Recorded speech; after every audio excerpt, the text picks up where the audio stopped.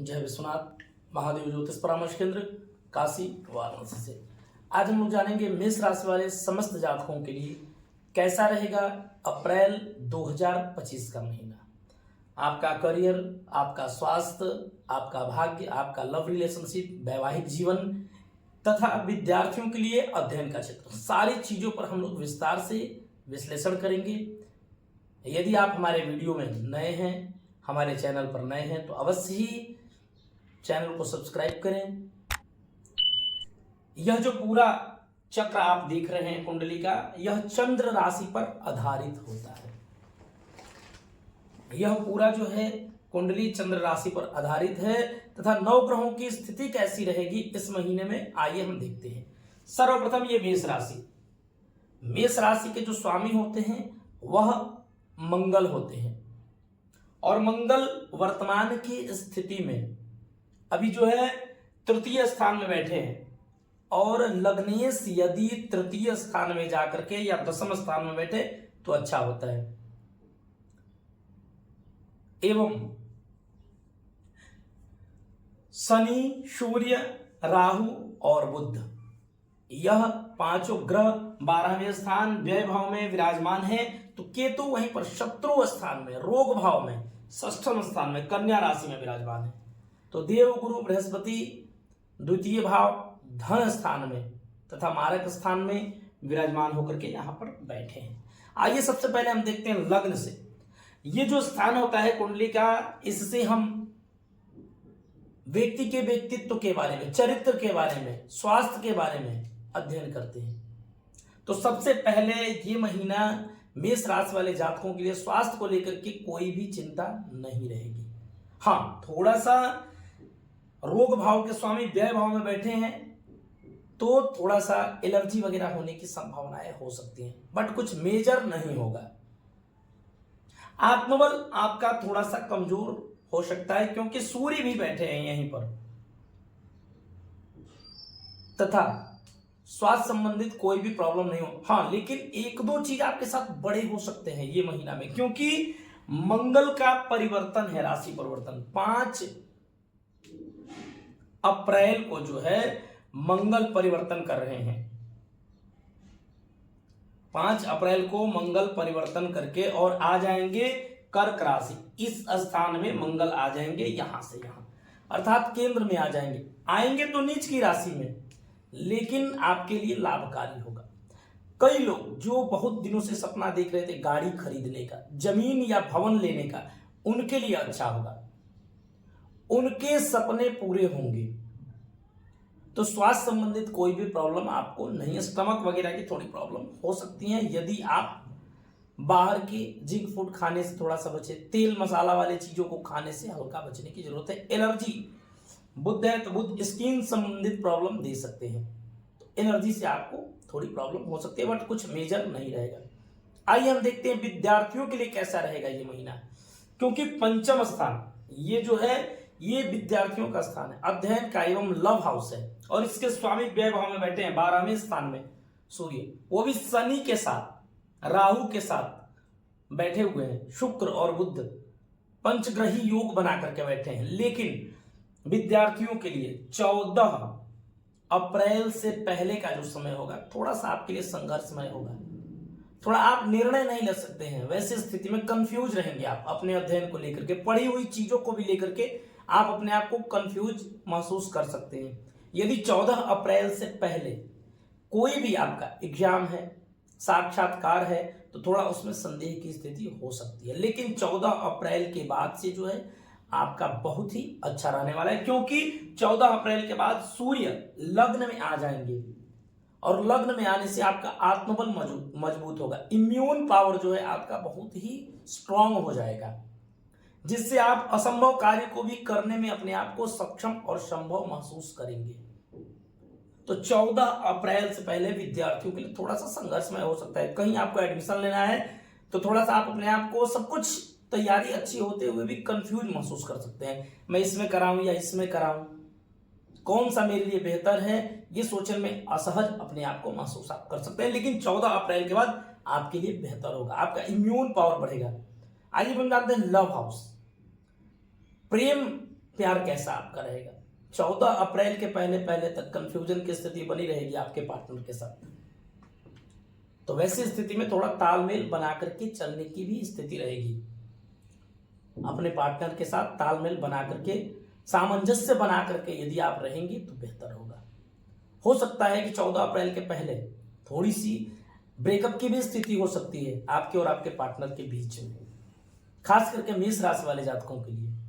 यदि आपने कुछ कहा और उस बात को लेकर के उसका ईगो हर्ट हो गया, उसको क्रोध आ गया, तो ऐसी स्थिति में बन सकती है, क्योंकि उसका थोड़ा सा मूडी स्वभाव रहेगा जब 14 अप्रैल के पहले तक।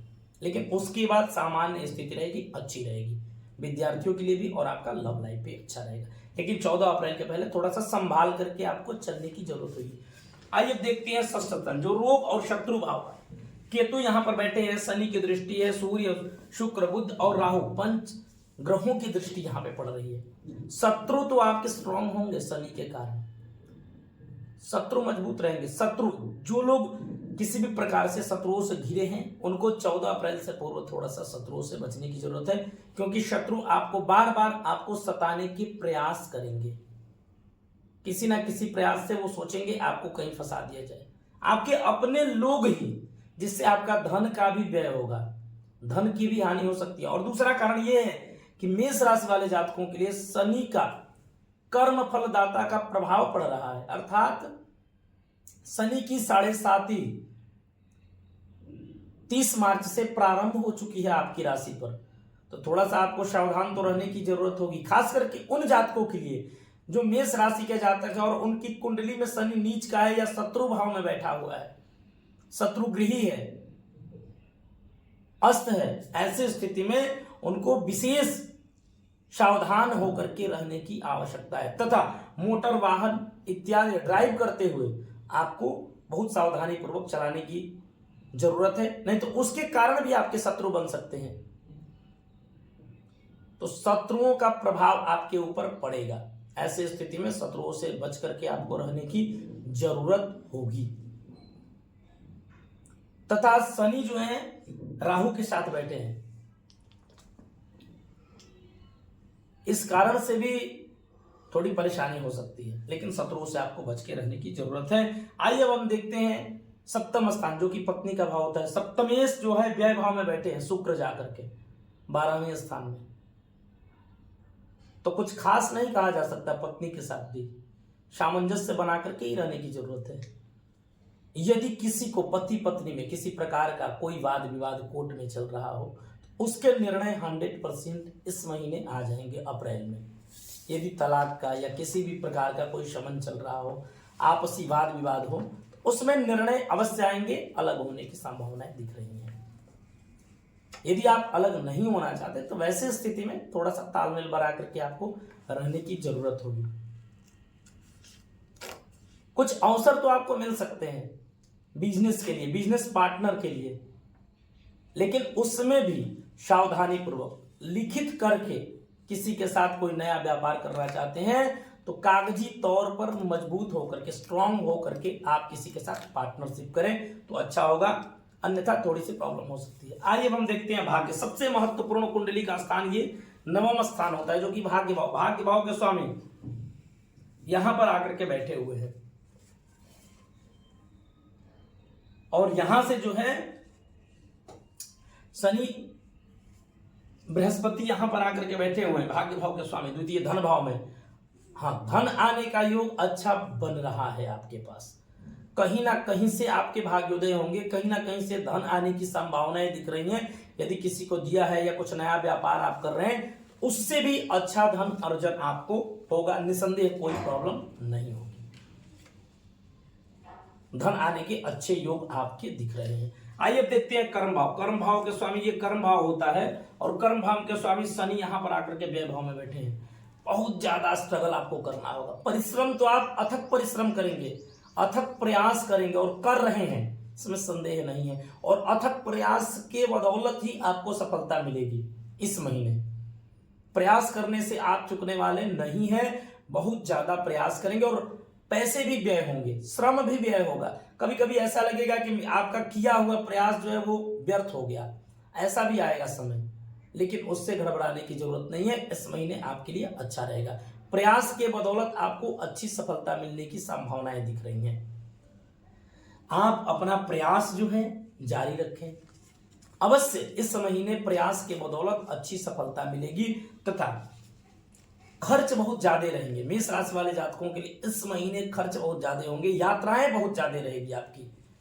कहीं घूमने के लिए परिवार के साथ, दोस्तों के साथ अन्य जगहों पर आप जा सकते हैं। खर्च बहुत ज्यादा है। यात्रा के दौरान थोड़ी सी सावधान रहने की जरूरत है। विशेष बात जो ये है कि मेष राशि वाले जातकों के लिए शनि का 7.5 प्रारंभ हो चुका है और ऐसी स्थिति में आप शनिवार के दिन हनुमान चालीसा का पाठ करें तथा प्रत्येक शनिवार के दिन सायंकालीन शनि मंदिर में या पीपल वृक्ष के पास सरसों तेल का दीपक जलाएं। मिट्टी का दीपक हो, उसमें एक सिक्का डालें, काला धागा और थोड़ा सा तिल डालें, उसमें काली तिल डाल करके और दीपक जलाएं। ओम सम शनिश्चराय नमः बोल करके अवश्य आपके रुके हुए कार्य बनेंगे। कई ऐसे कार्य होंगे जो कि रुके हुए हैं, वो बनेंगे। सबसे खास बात यह है कि सन 14 अप्रैल के बाद से मेष राशि वाले जातकों के लिए भवन, वाहन एवं भूमि का पूर्ण योग बन रहा है। यदि आप बहुत दिनों से प्रयास कर रहे थे और नहीं ले पा रहे थे तो आपके लिए खुशखबरी है, क्योंकि इस महीने अवश्य आप इसको 14 अप्रैल के बाद कर पाएंगे। यदि आप अपनी कुंडली पर विस्तार से विश्लेषण चाहते हैं तो डिस्क्रिप्शन में दिए गए नंबर पर संपर्क करें। जय विश्वनाथ, हर हर महादेव।